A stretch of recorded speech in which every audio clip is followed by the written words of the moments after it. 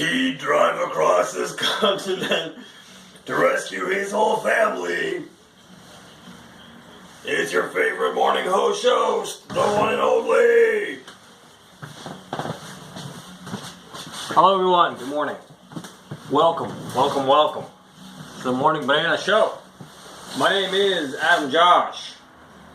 I have banana here. We're at banana number 109 that we've enjoyed together. Banana number 109. I'm just checking the live streams real quick. As some of you may know, sometimes it does not work properly.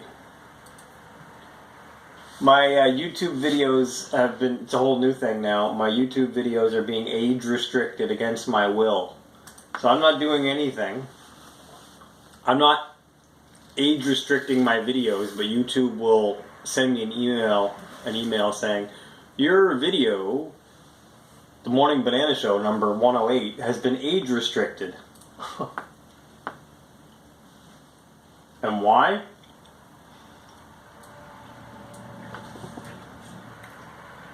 No explanation. Show number 108. Alright, we're live. So, you're live in the moment, and then we're recording over there in the moment.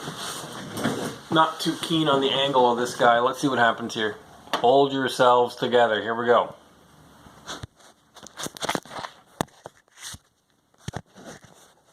What happens when you touch the cameras when they're already set up is they fall over. Alright, so we are live on the left, recording on the right. Live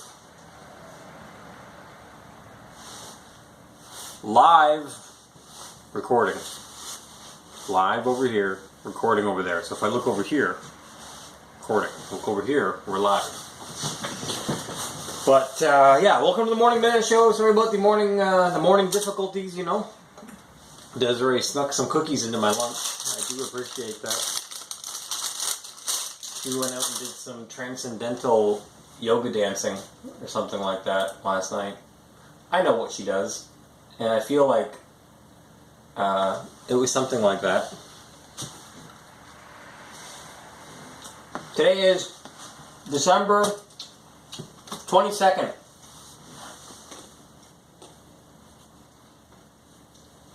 All the trucks are done.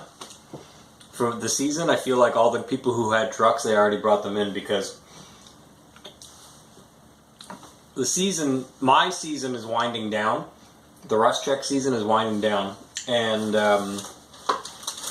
people are bringing in all the cars and the things that like they forgot about or brand new things. So yesterday, for example, Town & Country, Santa Fe, Elantra, RAV4, or Lexus.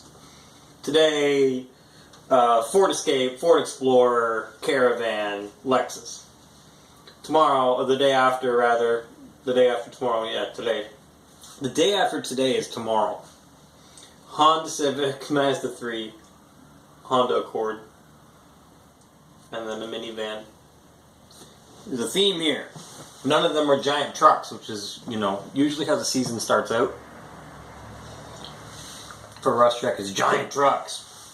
Ford F-250, Ford F-350, Ford F-150, GMC Sierra, GMC Sierra, GMC Sierra, GMC Sierra, Ford F-150, Ford F-150, Dodge Ram. And that's how it usually goes.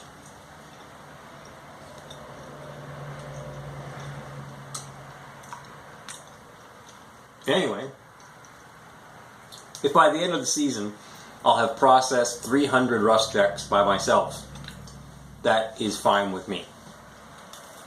You can do the math, grab your calculators, type in 300 times 200, my average ticket price.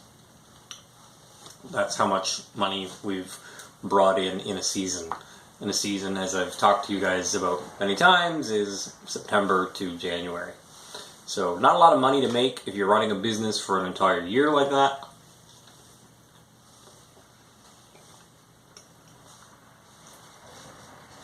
It is what it is. Don't get into the rust proofing business thinking it's going to sustain you year round. Obviously, we don't just do rust proofing.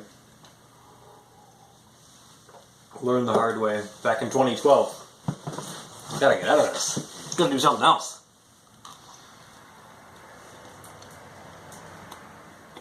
Pretty good. That being said,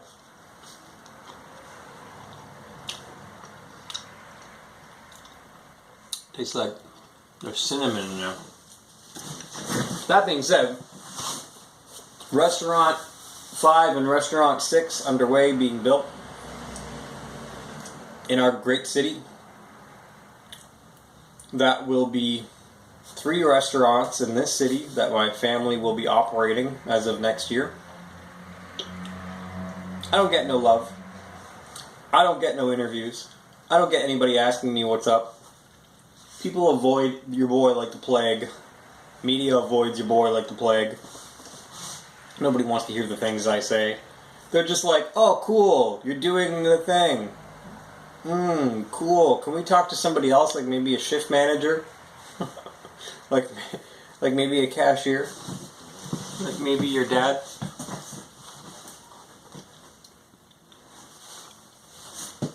It's a serious problem. We had this is some inside baseball stories here. We had a third-party health inspector, third-party pre-inspection inspector, not the health inspector, but working as a third party to assess the restaurants, assessments. If you're in the restaurant industry, you should know this, that you're going to be assessed, by the way. I don't recommend getting into the rust check business. Not because I don't like competition. I have fun with my competition, making fun of them. But I don't recommend getting into the rust proofing business because I know that most people couldn't handle this type of pressure or this type of financial stress. That's why I say don't get into it, because you can't handle it.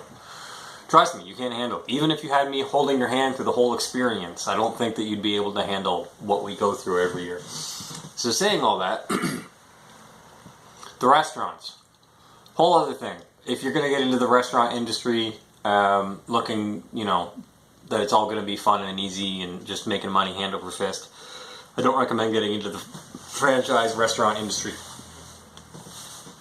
Especially right now, with the branch Covidians trying to take over the world. But anyway, one of the fun things of being a franchise restaurant, or operating a franchise restaurant, is that you'll have assessments, third-party assessments, and then you'll have obviously health inspectors, health and safety people coming in. And it's a little bit stricter than operating a car shop, a little bit stricter than operating a rust check, because there's food handling guidelines, there's a lot of things that are important, and a lot of things that you have to abide by, which obviously you have to train your general managers to understand, and then the shift managers, right down to the people who are working every day. They need to understand that these are the guidelines.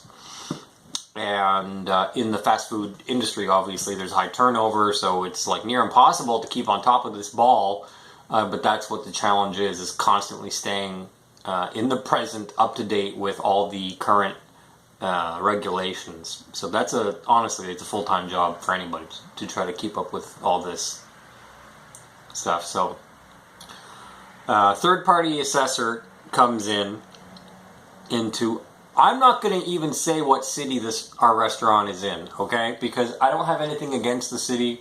I don't have anything against I'm just telling you a story about what happened. So I don't need people to turn this into a big deal who watch this. But it's not a big deal. It's just a story that I'm telling you.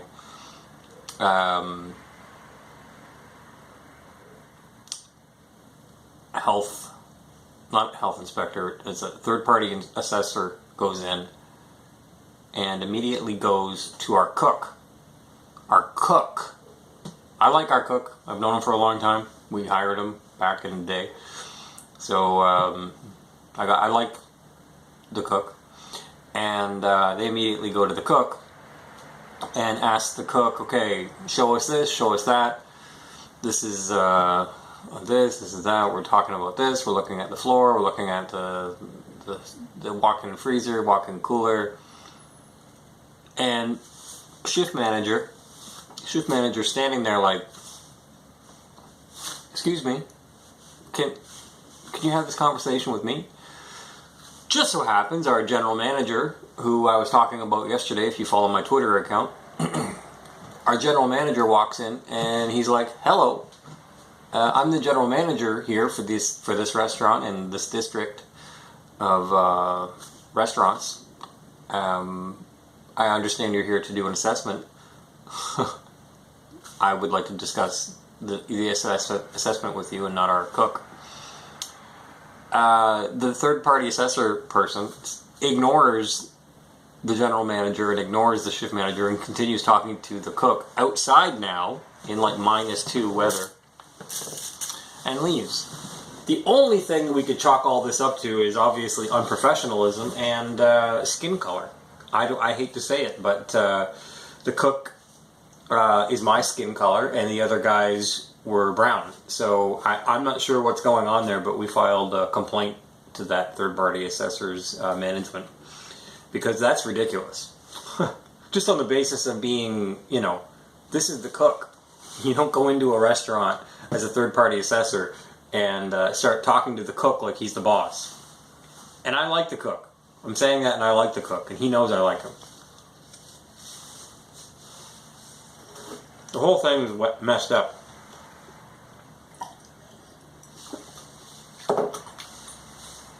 I'm a people person, believe it or not. I understand people.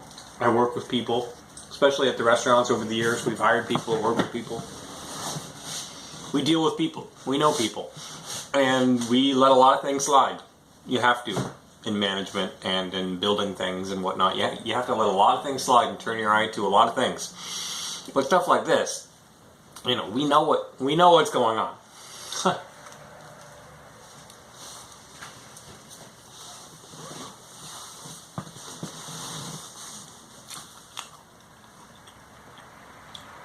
Sagittarius season, the season of drama, is now over. We're in Capricorn. So let's not live in the past of what happened. Let's move forward. We're building things. If you follow my Twitter account, you'll see some updates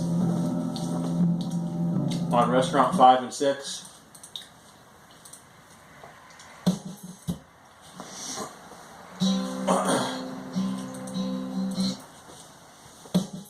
I've been bugging my dad about buying a Tesla.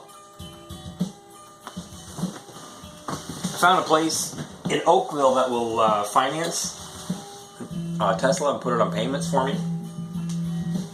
And I'm thinking about calling them today. It's bugging me. I want a Tesla Model X, I really do. So, my dad runs vehicles through the restaurant account and will pay for, general managers to drive a new vehicle. So I suggested, hey, you're paying for this other vehicle here. Why don't you get rid of it and buy something like a Tesla Model X? You can also put that on payments and run it through the business. And let me drive it. Anyway, this might be a pipe dream. I can ask for things. It doesn't mean I get them. But this is what he said. Some of you know my adopted dad. Adam,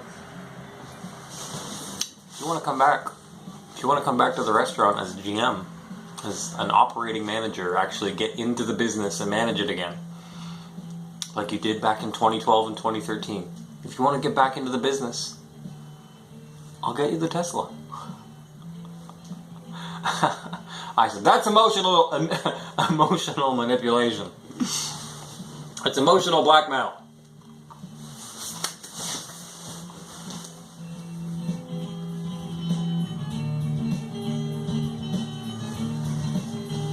And that's how my Capricorn season is starting.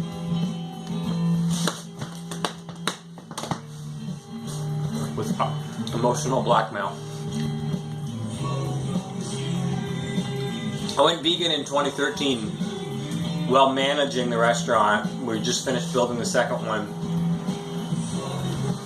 And after I went vegan, I was like, I can't do this anymore! These poor chickens!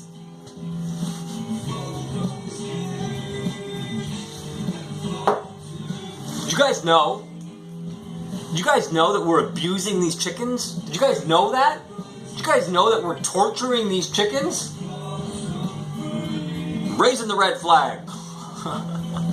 This is totally out of control. Don't you have any morality? People are like, ah, who cares?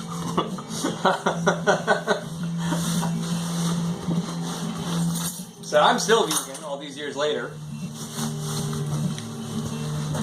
And that's how I feel. No, I'm not going to take the Tesla, is the bottom line, to go work as a GM at the restaurant.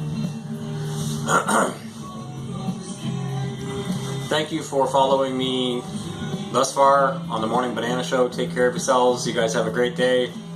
Bye-bye. Live stream.